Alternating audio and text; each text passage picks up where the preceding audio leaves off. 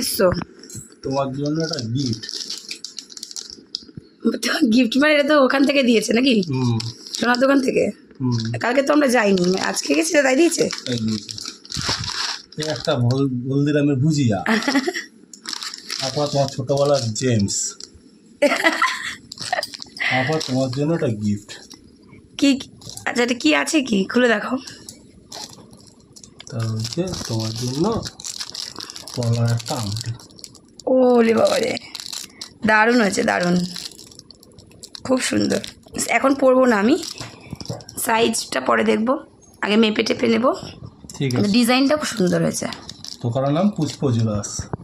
হ্যাঁ, দোকানের নাম পুষ্প জুয়েলারি হাউস। খুব ভালো মানুষটা, ব্যবহার খুব ভালো। ওনার কাছে আমরা আগেও মানে অনেক কিছু বানিয়েছি। বলো, ঢুকিদার মধ্যে ঢুকিদার সব।